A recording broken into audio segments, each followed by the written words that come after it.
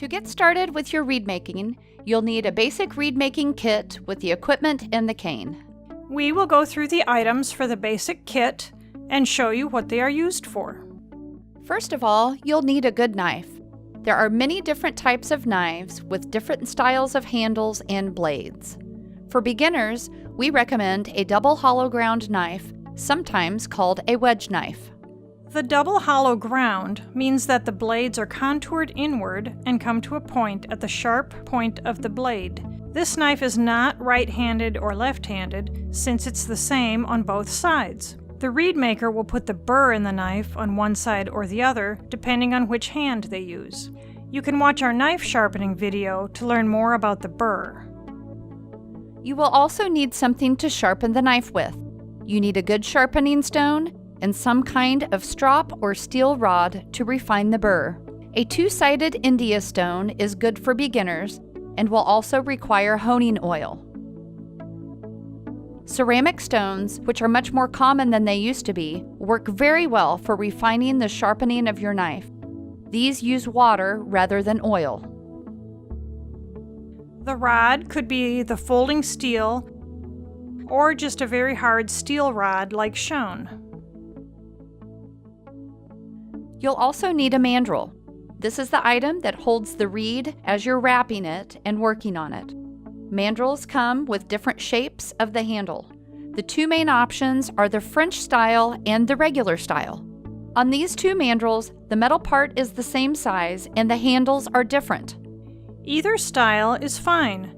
The important thing is that the mandrel fit your staples. Speaking of staples, you will need them. Some reed makers call these tubes. The staple or tube is the metal or cork piece that the cane fits onto. It's important to have consistency of your staples, so get 5 or 6 of the same kind. If you have saved staples from used-up reeds, they may not fit on your mandrel or be the best staples to use, and they probably won't be consistent with the new staples you buy, so you probably don't want to use those. But here's an idea about what you could do with your old staples. Next on the list is a block or billet. This is a small curved piece of ebony wood that is used to clip the reed as you're working on it. You will also need string. The string should be a very strong double F nylon string in a double-ended spool. You can have a lot of fun with the string because there are so many color options. The spools come in different sizes. Most people use a 200-yard spool because it fits easily in their hand. Most reed makers also use beeswax to wax the string. This makes the string less slippery as you're working with it, and it helps it stay tied when you tie it off. You will also need a plaque. This is the small metal item that you fit inside your reed as you are scraping on it. They come in pointed or rounded. Either one is fine. You might also have an option of blue steel or silver colored. Either one of those is fine also. More advanced reed makers might use a contoured plaque, which we don't recommend for beginners. Plaques also come in different thicknesses. Get a thin or a medium.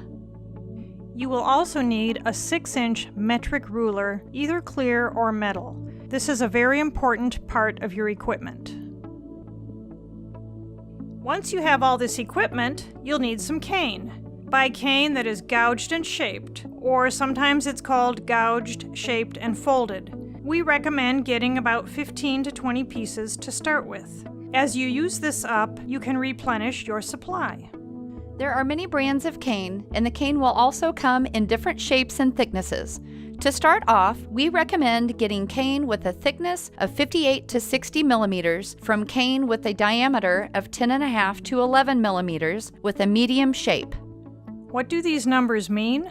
The thickness of the cane is just what it sounds like. You will normally have two options to select from, 0.58 to 0.60 or 0.60 to 0.62.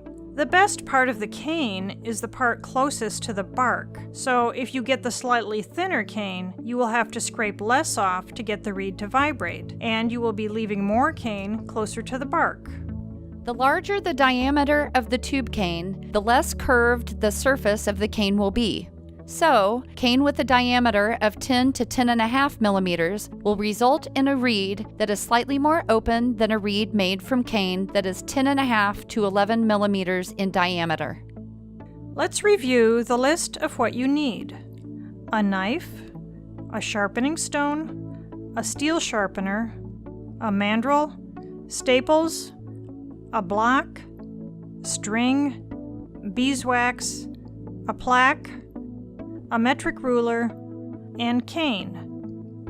Once you have these items, you'll be ready to make your own reeds. Now that's something to crow about.